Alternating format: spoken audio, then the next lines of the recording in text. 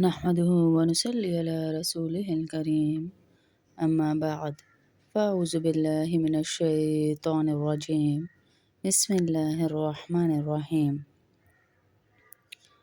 کروڑ دفعہ شکر اللہ کا کہ وہ ہمیں بار بار ہر بات پہ بات کرنے کا موقع دیتے ہیں اور قرآن سے ہی اس کا جواب دیتے ہیں۔ جب کوئی سوال کرتا ہے تو ایسا محسوس ہوتا ہے جیسے قرآن اس کا جواب دے رہا ہے، قرآن میں اس کا جواب ہے، ایسا محسوس ہوتا ہے جب بھی کوئی سوال کرتا ہے، اور اللہ ہر بات کا جواب دے رہے ہیں۔ کئی ہماری بہنیں ہیں جو اولاد کی نعمت سے محروم ہیں اور بہت پریشان ہوتی ہیں۔ ان کو اصل پریشانی بیچاریوں کو اپنی نہیں ہے، انہیں اللہ پر یقین ہے، لیکن ہر کوئی جو تانے دیتا ہے، ان کو باتیں سناتا ہے، ان کو کہتا ہے کہ تو بے اولاد ہے، تو بانجھ ہے، شوہر کا علاج کراؤ، اپنا علاج کراؤ، ہائے اس کی تو شادی تمہارے ساتھ ہوئی، اس کی تو اولاد ہو گئی، تم رہ گئی، تمہاری نہیں ہوئی۔ یہ جملے بڑے تکلیف دیتے ہیں، حالانکہ ہمیں پتہ ہے، جو کہنے والی ہے اسے بھی پتہ ہے کہ آج اگر میرا حال برا ہو جائے، مجھے کوئی بیماری لگ جائے، یا میرا کہیں ایکسیڈنٹ ہو جائے، یا مجھے کوئی ایسی تکلیف پہنچ جائے، تو کیا میں وہ تکلیف اپنے سے دور کر سکتی ہوں؟ کر سکتی ہوں وہ میں اپنے سے دور؟ میں نہیں کر سکتی، کیونکہ تمام کام اللہ کے اختیار میں ہیں۔ ہر کام کا اختیار اللہ کے پاس ہے، تو پھر ہم کیوں اللہ کے کاموں میں دخل دے کر کسی کو طعنہ دیتے ہیں؟ کیوں طعنہ دیتے ہیں؟ اور وہ بھی اس کام کا جو اس بیچاری کے اختیار میں ہی نہیں ہے، جو ہے ہی اللہ کے اختیار میں، اس بات کا اس کو طعنہ دینا۔ اول تو یہ سمجھ لیجئے کہ اولاد اور بے اولادی یہ اللہ کے اختیار میں ہے۔ کسی کو بیٹے زیادہ دیتا ہے، کسی کو بیٹیاں زیادہ دیتا ہے، یہ سب اللہ کے اختیار میں ہے، یہ سب اللہ کے اختیار میں ہے۔ اللہ چاہے تو بیٹیاں دے، اللہ چاہے تو بیٹے دے۔ لیکن آج ایک ایسا عمل مجھے معلوم ہوا، ویسے تو کافی اعمال میں پہلے بھی بتا چکی کہ محمد احمد نام کے بھی ہمارا اپنا ذاتی تجربہ ہے، جس نے نیت کی اللہ نے اسے بیٹا ہی عطا کیا، کیونکہ اللہ کو یہ نام اتنا پسند ہے کہ جس گھر میں پکارا جاتا ہے اس گھر میں فرشتے طواف اس گھر کا کرتے ہیں اور اس کی زیارت کرنے آتے ہیں۔ اتنا پسند ہے، کیونکہ نبی صلی اللہ علیہ وسلم کے ناموں میں سے یہ دونوں نام ہیں، محمد بھی اور احمد بھی ہیں۔ تو ہم ان ناموں کو رکھنے کی نیت کریں کہ یا اللہ مجھے بیٹا عطا فرمائے، تو میں یہ نام رکھوں گی تو انشاءاللہ اللہ پاک بیٹا ہی عطا کریں گے انشاءاللہ۔ اور دوسری بات یہ کہ مغرب کے بعد اللہ سے مانگیں، روزانہ مانگیں۔ یہ بہت سارے وظائف میں پہلے بتا چکی، لیکن آج جو وظیفہ میں بتانے لگی ہوں وہ وظیفہ ہے صبح کے ٹائم کرنے کا۔ فجر کے بعد کر لیں یا پھر عشاء کے بعد کر لیں، دونوں میں سے ایک وقت چن لیں جس میں آپ کو لگے کہ میں کر سکتی ہوں، میں بیٹھ سکتی ہوں۔ پہلے اس سے پہلے ایک چھوٹا سا واقعہ سن لیں۔ ایک عورت کے پاس اس کی دوست آئی، اور اس دوست نے بیٹھے بیٹھے اس نے رونا شروع کر دیا۔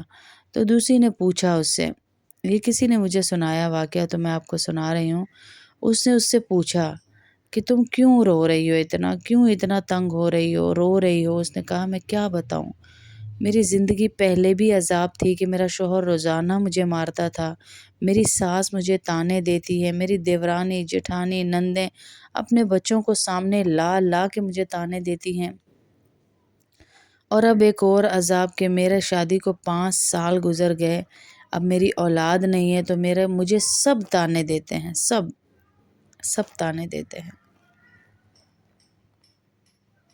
اس نے کہا اچھا، اللہ بہت بڑا ہے، اللہ جسے چاہتا ہے بیٹیاں دیتا ہے، جسے چاہتا ہے بیٹا دیتا ہے، لیکن اس نے ساتھ ہی اس کو کہا کہ دیکھو میں تمہیں کچھ اعمال بتاتی ہوں، پہلے اپنا رونا بند کرو۔ وہ ہچکیاں لے لے کے وہ کہہ رہی ہے، مجھے اس کا دکھ محسوس ہو رہا تھا کہ وہ کس طرح بتا رہی تھی۔ کسی کو طعنہ دے دینا میری بہنوں بہت آسان ہے، جس کے اوپر گزر رہی ہوتی ہے نا اس کو پتہ ہے، اگر اس کے ہاتھ میں ہوتا سوچیں تو وہ کیا اپنی اولاد نہ لاتی زندگی میں؟ شادی کے بعد سب سے پہلی خواہش اور سوال لوگوں کے یہی ہوتے، اولاد نہیں ہوئی، اولاد نہیں ہوئی، حالانکہ پتہ ہے یہ اس کی بیچاری کے ہاتھ میں نہیں ہے، یہ اس کے ہاتھ میں نہیں ہے۔ تو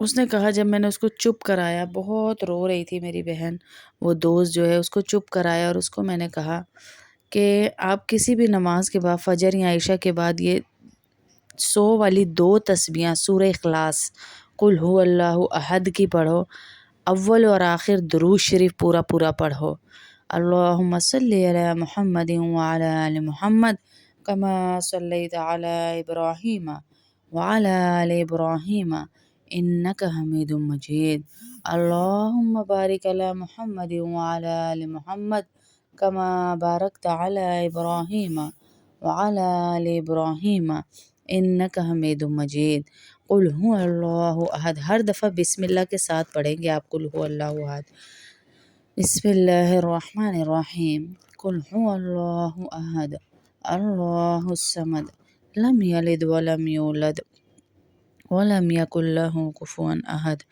ہر دفعہ بسم اللہ پڑھ کے 200 دفعہ پڑھیں، اور کرنا کیا ہے پڑھتے ہی کہ اس کو پڑھ کر، اول آخر درود شریف پڑھ کر، آپ نے زکریا علیہ السلام اور ابراہیم علیہ السلام کو یہ ہدیہ کر دینی ہے، کہ ہماری طرف سے یہ ان کی روحوں کو ہم ہدیہ کرتے ہیں کہ یا اللہ ان کے درجات بلند فرما۔ زکریا علیہ السلام کو بھی اللہ نے بڑھاپے میں اولاد دی، اور ابراہیم علیہ السلام کو بھی اللہ نے بڑھاپے میں اولاد دی، جب ان کی اولاد ہونے کے آثار بالکل ختم ہو چکے تھے، اس وقت ان کو اولاد دی گئی، بالکل بوڑھے ہو چکے تھے، بالکل بوڑھے، اس وقت اللہ نے ان دونوں کو اولاد دی۔ تو آپ ان کو یہ ہدیہ کر دیجئے، آپ دیکھتے جائیے گا۔ وہ لڑکی کہتی ہے اس کے بعد میری اس سے ملاقات نہیں ہوئی، کافی سال بعد ملاقات ہوئی تو اس کے ہاتھ میں خوبصورت 2 بچے تھے، تو میں نے کہا یہ کس کے ہیں؟ کہنے لگی یہ میرے بیٹے ہیں، اور میرے 2 اور بھی بیٹے ہیں ماشاء اللہ سے۔ کافی عرصے بعد ملاقات ہوئی، کافی سالوں بعد، تو کہتی ہے اس نے کہا میرے 2 جڑوا بیٹے ہوئے ہیں، ماشاء اللہ 4 میرے بیٹے ہیں، اور ابھی چند دنوں سے میری طبیعت دوبارہ خراب تھی، میں ہاسپٹل گئی، میں نے الٹرا ساؤنڈ کروایا تو مجھے دوبارہ 2 بچے ہیں ماشاء اللہ، یعنی اس تسبیح کی نسبت سے اللہ نے اس کو 6 بچے عطا کیے،